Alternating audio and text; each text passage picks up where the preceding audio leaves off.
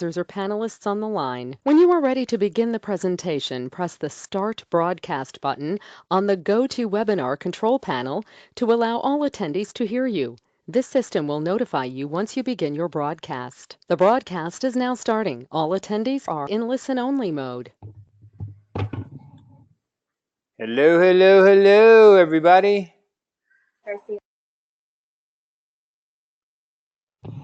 Hi. Hey, Troy.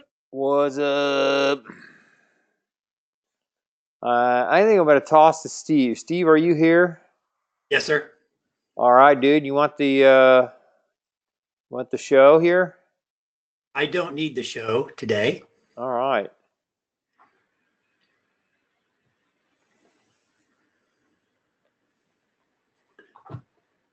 Webcams.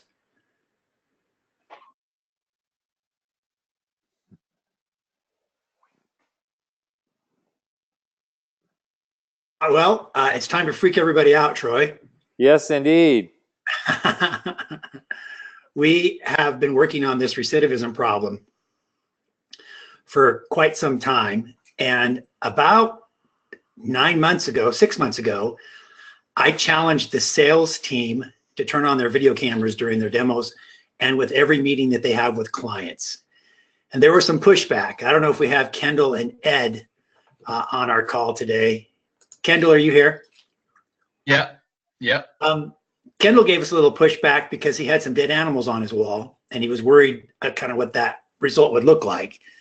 And there was a little pushback from Ed, and now it's been about 6 months. Kendall or Ed, what's happened since you've turned on your cameras? Ed has been probably much better than me at it. I've done it more than I ever have, but I can't sit here and say I've done it on every demo. I know Ed has probably been, I know Ed was a big advocate of it, so Ed, maybe you should tell us. What am I supposed to tell you? What's the impact has it been since you've had your camera on? I think it's great. I'm going to turn a light on real fast, 1 second. Ed has learned from me on how to get the lighting just right. Yeah, well, I'm not in my office right now. I'm down in my kitchen. I've been working at my kitchen table this morning. Anyway, I think it's great. I've had a lot of clients and brokers who are like, man, this is great. We've never seen anyone on video. So it also just makes it so that they can trust me, and I hope anyway. Has anybody said, looks like you work out of your home? What's that all about? No one has ever said that. My office still looks kind of like a home when I'm in there, but no one's ever asked. And I quite frankly, we usually tell our clients a little bit about our structure, a little bit about how we work remotely, but we don't say we work out of homes. We just say we work remotely. And do the other people turn on their cameras when you do this? I've had one person do it and they turned it off. Actually, I've had a couple do it. They'll turn it on when we have our discussion like we're having right now. And then once I start presenting, they turn theirs off. So that's pretty common for me. Do you remember the reason why I asked you guys to turn your cameras on in the first place? Yeah, I mean, you did some reading about what the impact would be on sales and some of the recommendations there. And then I read some more about it. So there's just a lot of evidence to show that it makes the relationship much better. And there's a lot of people who are advocating for it from an account management standpoint in the, I guess the greater web business sector. And I agree. I think it's great. It's much easier to keep the relationship strong. And then the other thing is I do know that it's being universally adopted by other big companies, especially here in Utah, that basically they're required, if they work with remotely with a client, they have a video session rather than just via slides. So do you use the camera for anything except GoToMeeting meetings?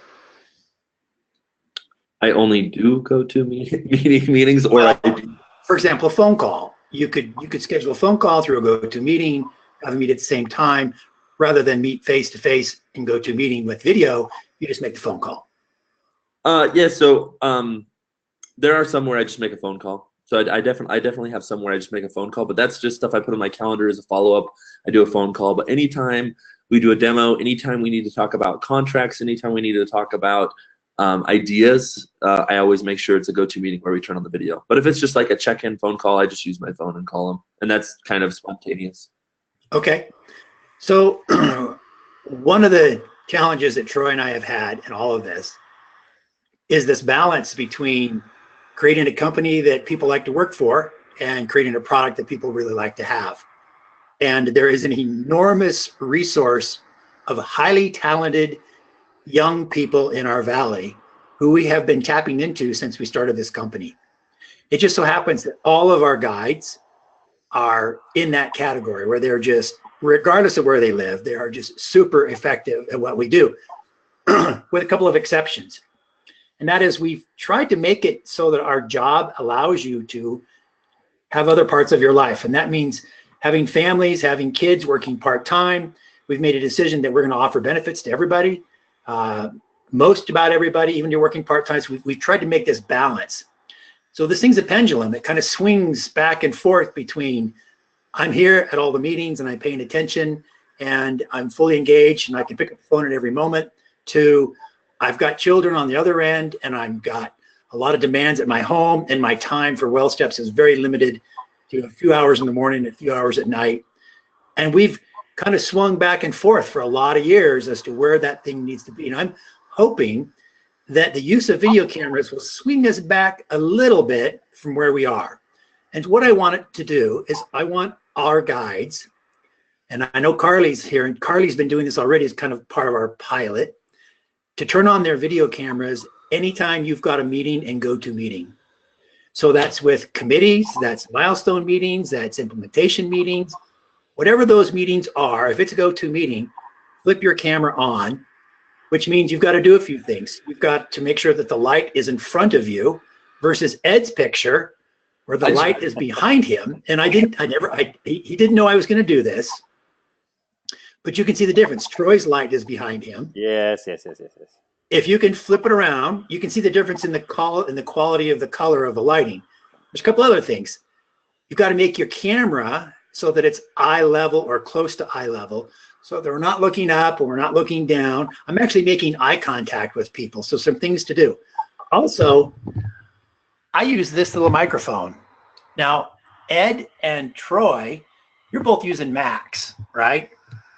And I think the microphone built into the Mac is actually really good compared to most, but Troy still uses his headset, which makes the quality a lot better. Now, I'm going to just pick on the Windows users. Some of our Windows computers' microphones are horrific, and it sounds like you're in a tin can.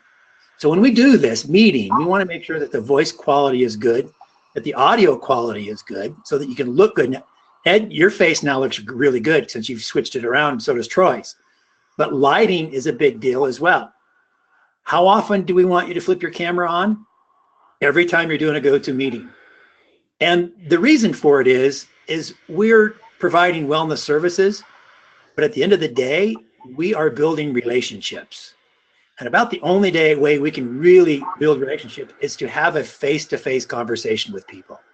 It works with sales tremendously. Carly, are you here with us? Yeah, I am.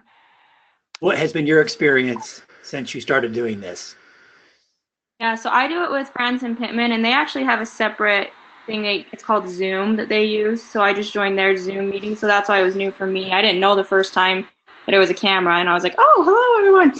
But it's really been great. I see their whole committee. My relationship with them has grown because of it, because I can see them face to face. I just feel like my relationship with them is closer because of it. And they see me, and we can kind of, it's just a better interaction. So I like it with them. I was talking to Steve that I know some clients, it might be a little harder and everything, but I do think it's a benefit if we can do it with most of our clients. I can't imagine having a committee meeting and not having you on video for that group to see and to interact with, get discussions and to hear what's going on, see people's emotions. It makes a good difference. So what we'd like you to do, all of our guides, and even Brian, if we're on GoToMeetings, we don't do very many GoToMeetings with Brian and Paul.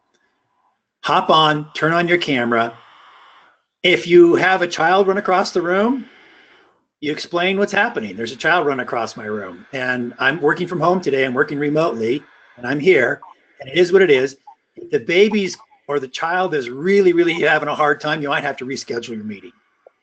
And I want you to try it. We've got at least 3 or 4 weeks to let this set in, to work through the kinks, to see how it works for all of us. And I know the tendency is to use the software, because we're software as a service, SaaS, to hide behind the software, to answer emails, to fire out texts, fire out emails, which is what we want you to continue to do. But the tendency is, since we're working from home and remote and we have other responsibilities, is to hide behind the software and become software support people rather than human face-to-face account managers. So we want this pendulum to swing back, actually back this way, just a little bit, so that we start this face-to-face relationship with our clients. This is just one tiny little piece of the recidivism project that Isabel and Jenny and all the team leaders, Ed and Kendall and I and Troy and even Brian, we've been working on this for a couple of months now. This is a tiny little aspect that I think is going to make a difference. It's a relationship business. It's about how we get along with people and how we interact with people and the trust and the confidence that we have in people and whether or not they stay with us for a long time or not. So our recidivism is our big challenge. Turning on your cameras is, I think, a great step in the right direction. I know Carly sometimes has to get some childcare for those meetings. Sometimes you might have to schedule them early or in the evening, in the morning, if you can, if you need some extra help, if you feel like that's what you want to do. But I want all of us in a couple of weeks to come back, and I'm going to ask everybody how this is going. So let's take some questions about this. Concerns. I know there are. I know there's plenty of pushback. Troy? I can just hear people who are seasoned out there, they got 2 or 3 kids saying, I don't know if I can do this. So maybe Carly, maybe you, I don't know who can answer this question the best, but maybe you address that concern. Well, Carly, how are you doing it right now? With Branson Pittman, I get childcare for those meetings. That's just how I've done it with them, because they're the only ones that I am face-to-face with. No, but it depends on the client. So I feel like some of my clients would be fine with children because they're fine with children in our calls anyways, but some of my clients aren't okay with children. So if it can be client-specific, I probably would, for some clients that I know that they're not, I probably wouldn't want to do a webcam because I know that they would not be interested in that. Or I would have to get childcare for those meetings for sure. Tell us what happened at McSig. Yeah, so McSig is a very interesting client. I had a phone call one time with them, and I decided I would just have Hazel in the background. I didn't think it was that big of a deal because most clients are pretty cool with it. And Neil got really upset and told me that we needed to reschedule it because I wasn't focusing on my child. And so I had to, and so we ended up ending the call, and I rescheduled it for a time that I could have childcare. But that evening he sent me an article telling about how being not focused on your children and be focusing on technology and your phone and your computer leads to higher levels of anxiety in your children later on in life. So I never ever have children in the background with Neil. That from a 60-year-old nearly retired man who's never had any children. Well, to me, that's interesting because the concern is it sounds like he wasn't necessarily bothered. He just didn't want your child to feel like they were neglected. But the problem is what if you were a mother who sent your kid to daycare every day? What's the difference? And so anyway, that's just interesting that he said that. I didn't know that. Yeah, and it's fine. It was very typical of Neil, so I just brushed it off. But I just think I like this idea, but I do think there needs to be some client specific. We know our clients, and we know the ones that this is going to be successful on, and it might be harder to get childcare for some of the guides. So just knowing that is, on the background. But if we can do it, then definitely do it. That's just my opinion on it. So I know this is going to be kind of an abrupt change, and the easy way out is to hide behind the software. So other comments and concerns. How do I hide all my dead animals? I got several. Dude, you gotta stop killing so many animals and bringing them home. You want me to show you? I could show you the last one I was just gonna put up. I have a turkey fan I was gonna put up, and I have a great wall right behind me. and now I'm gonna have to probably think of somewhere else to put it. Maybe you need to have a little screen that you pop up behind you, or you drape a sheet on a little line so that it looks so they can't see the wall. You know, that's easy to do. I mean, literally, you might have to rearrange your workspace just a little bit to make it more video friendly. I mean, people do that all the time. You can have all kinds of different backgrounds in here to make them work. Yeah. So is it okay to ask a customer? Say, hey, is it okay if I'm working from home today? I've got my kids here with me. Is it okay if we pop on a video cam? What do you think about that? I think you guys should just turn it on your next meeting. Just have it on. Hey. And then they'll probably be like, oh, we've never seen you before. And they'll say, oh, you're cute or you're handsome. You're ugly. Yeah.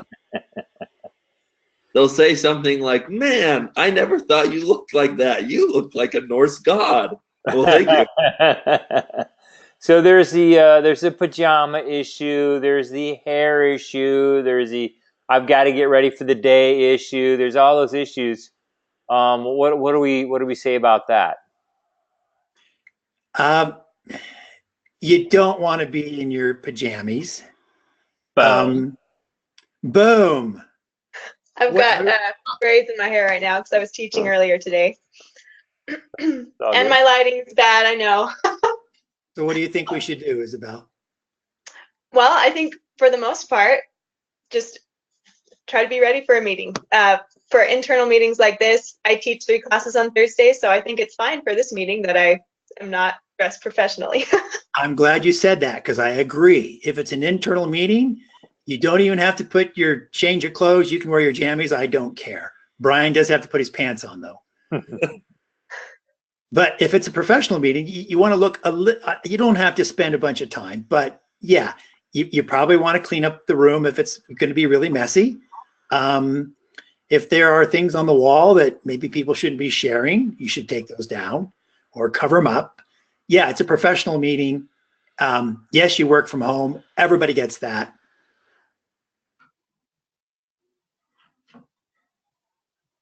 What about the others? Nobody else is speaking up.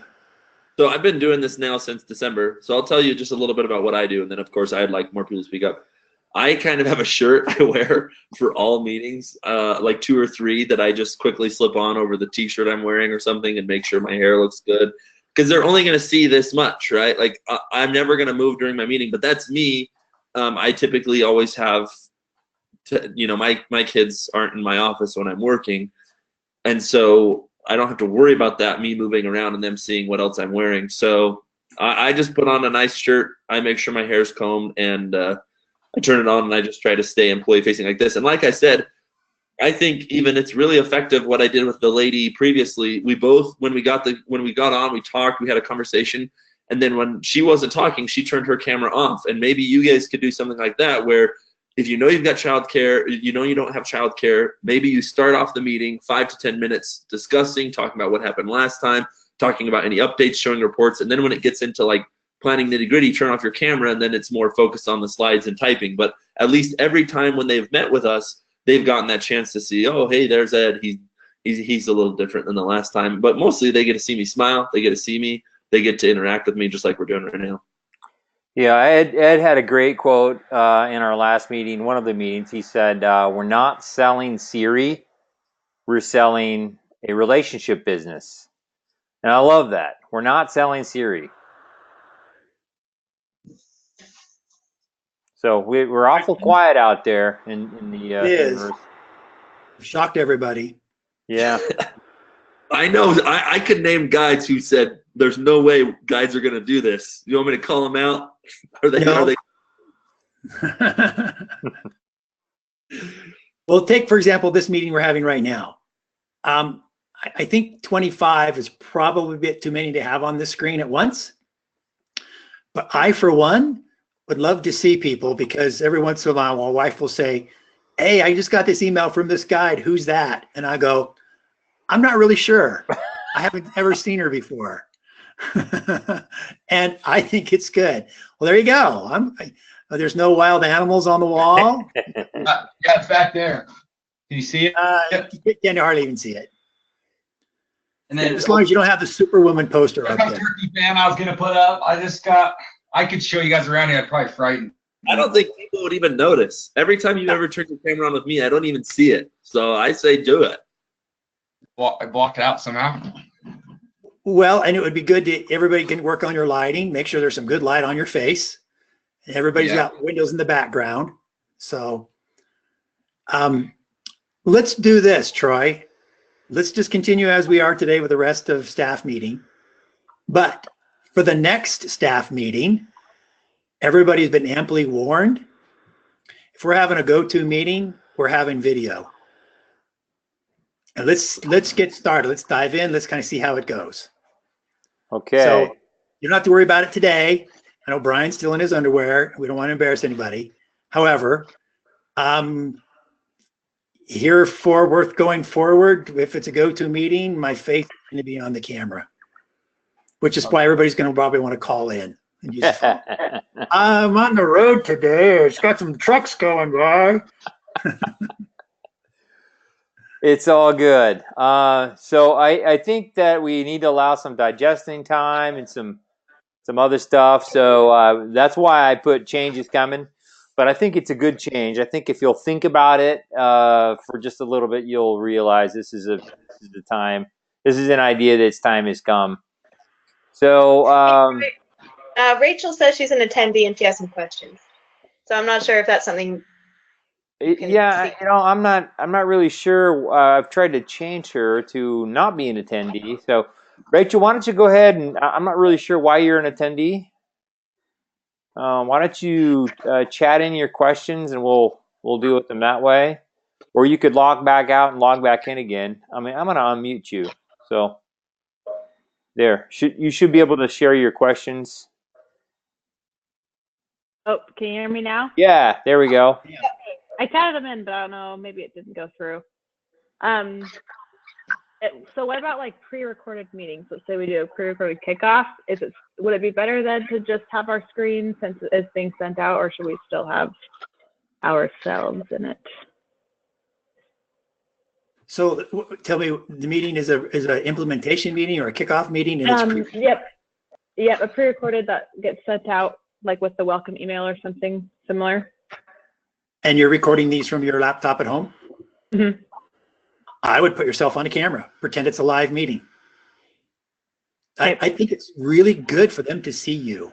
This is a real person over there, and record yourself just as if you were in front of a group. Put your camera on and turn it on, and when the video's over, it's over. And they won't, they'll get it and they'll know it's recorded, but the trick is we want them to see you. There's something about visually seeing somebody on the screen. Awesome. I think we'll have to play around with that because I've tried that before and it only shows what you're presenting. If you have like a presentation up, and maybe I'm like wrong, but I'm only seeing like you guys. I'm not seeing any slides on my screen, at least. No, nobody's showing their screen. We're just doing video cameras right now. Okay, but when someone goes to show their screen, I think it just shows. Yeah, you see how it puts you at the top all weird like that? I don't think that looks very professional, at least to me, to have like a little square of Ed at the top with the slides below. So I would say, like what I said earlier, I think with anything where it's recorded, you introduce with no slides on, hey, we're starting a new wellness program. Let's go through what our wellness program looks like. You turn your screen, you turn your camera off, and then you start presenting the slides. That's what I would say, at least where they started off with the person. Push comes to shove, you could put a picture of yourself on the screen as part of your first slide. Here's me. Here's what I look like. They can at least see you. Yeah, and I think we do that now. At least most of us have like a picture for the slides like that. So perfect. Thanks. That's cool. I'm on the app right now, and when the screen is showing, I can't see anybody's videos. So just a little FYI. Maybe that's just an app thing. I'm on the app, and I opted to not view this videos because I'm currently picking up carpool, and I didn't want to choose my data. because it said it would use my data and slow down the video. I can tell you right now that very few people are attending our GoToMeetings with an iPhone. I just looked at some data today. Typically with the blog and with the meetings, it's well above 90%, 95% are using a desktop computer. Now, emails and other things, that's different. But in terms of meetings, the vast majority, almost 100% are using desktops. Because the connection is much faster. It is, and you got a lot more real estate to play with. They look better. Yeah. They multitask, let's be honest. Yeah. It's possible. That's what they're doing, but that doesn't deny the fact that we're trying to introduce ourselves and build a relationship. So. All right. Well, we've consumed ample time on this, so I think we got to toss to Isabel, who's got some things to go over. So, Isabel, do you want me to share the screen with you? How do you want to do this? That'd be great if I could take the screen. Okay. I'll go through this pretty quickly. So the first announcement everybody knows, Jenny had her baby, and her name is Millie Jane. So mom and baby are both doing well. We're really excited for her. And let me show my screen here.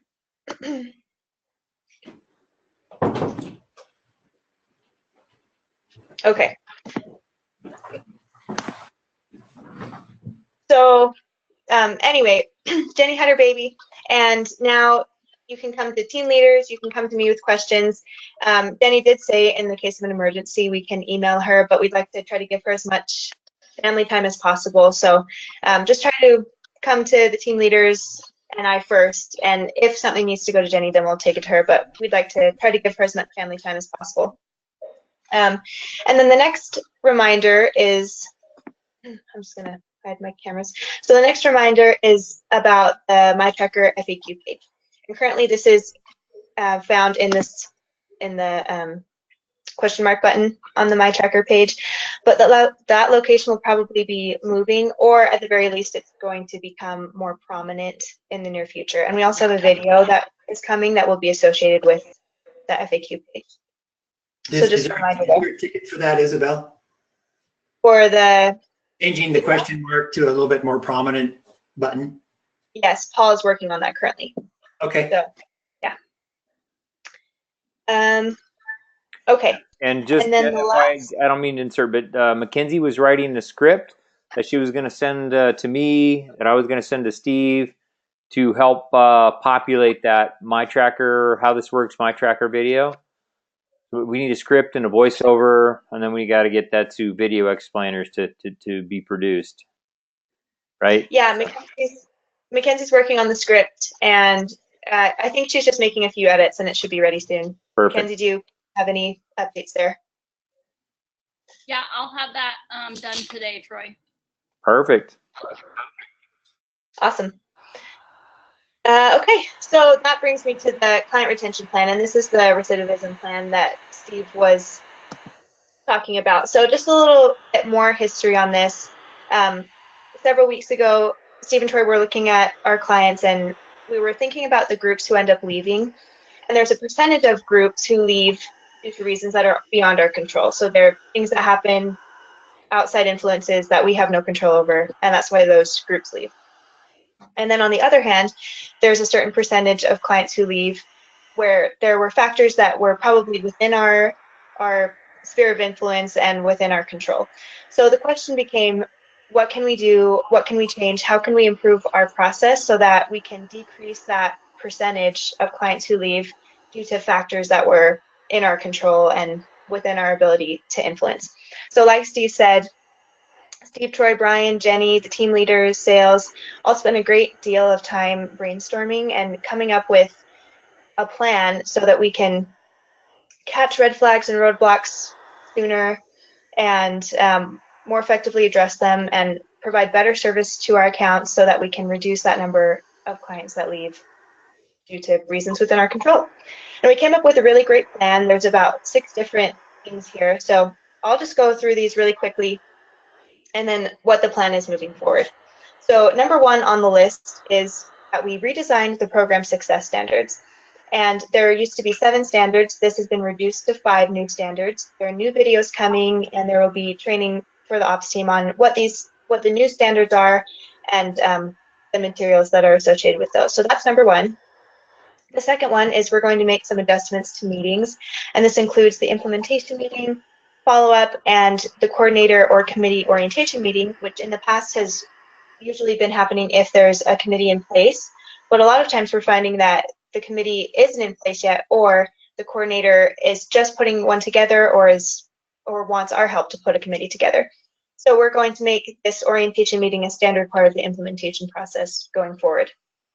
And the adjustments that are going to be made will be to include the success standards right off the bat and start to address what makes a program successful earlier in the implementation process. And then during the follow-up meeting, we'll address roadblocks and some red flags that have come up right at the beginning so that we can start talking about those sooner. So that's number two. Number three is there's going to be some adjustments in sales, and this mainly is regarding communication. Communication regarding the implementation timeline, what the implementation meeting consists of, and some other things there. And there's more. Who attends the implementation meeting? That was kind of a big deal. Oh, yeah. So, well, I'll get there in a minute. Sorry, I'll just finish going down this list and then we'll talk about that. So number 4 is roadmaps. And this is, of course, we know that there's a big enhancement to the roadmaps that are coming down the line, but we're going to add in a section for the guides to sort of self-report and self-evaluate the client, and we can see where they're at and what roadblocks have been addressed, if they have or don't have a committee, and some things that if they have implemented them, it will make their program successful. So we'll have a section now for the guides to add notes and to self-report on how the client is doing, along with the regular roadmap tasks.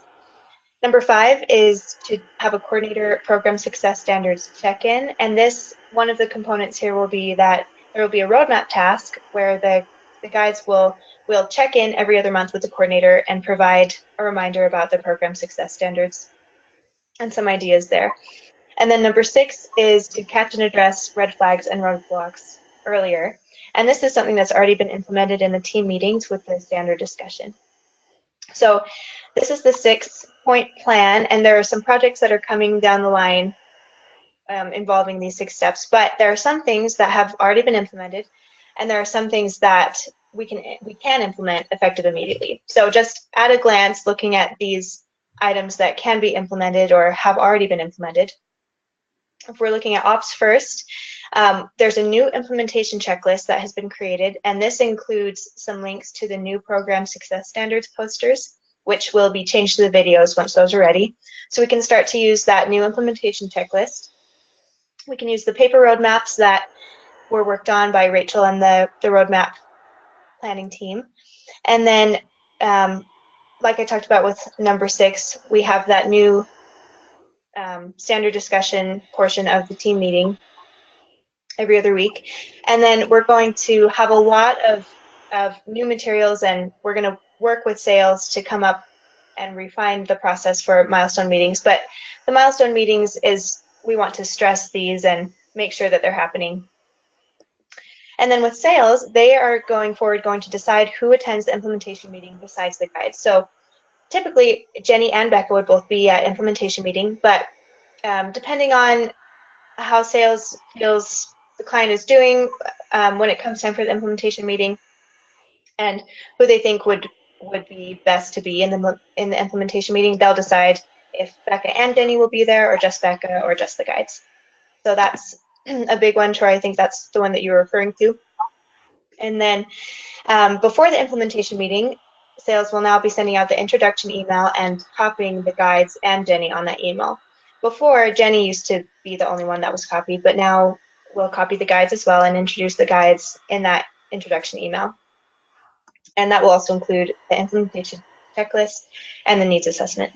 And then sales will also do a check-in call 1 month after kickoff, and there will be a roadmap task and some other training surrounding this item. And then just like the ops team with sales too, the milestone meetings happen as a team effort with ops and sales. So we'll have more information on the milestone meeting, new process, and updated resources to come. And like I said before, there are a lot of projects that are coming down the line, so stay tuned. But a big thank you to everybody who's already spent a lot of time coming up with this plan. And I know Becca and Rachel, Taylor, and Amanda have put in a lot of work in different areas here as well with the implementation checklist and with roadmaps. And sales, Brian, Jenny, and the team leaders have all done a lot of work here too. So thank you, and thanks to everyone who will be helping with projects surrounding this in the future. So I think we've talked about the general notes, which is turn video on for all meetings. And then the last note here was something else that we want to start implementing is to do a phone call first, followed by an email. And that just, it's another point of contact, and it's a little bit more personal than just sending an email. So think about your clients. Guys, we know our clients really well, and if this is something that you think would work really well with them, try doing a phone call first, followed by an email. So I guess, Steve and Troy, any other thoughts just generally about the plan that you want to add? Sales is meeting tomorrow to go through the sales side of all of this. There's ongoing things, but a lot of this we want to start to implement as soon as possible. Great. Sounds good. So thanks everyone there. And then Jenny did have a new Guess Who game that we started out in staff meeting, and we're actually going to put that on pause until she returns, since she had a plan for all of that. So that's all I have.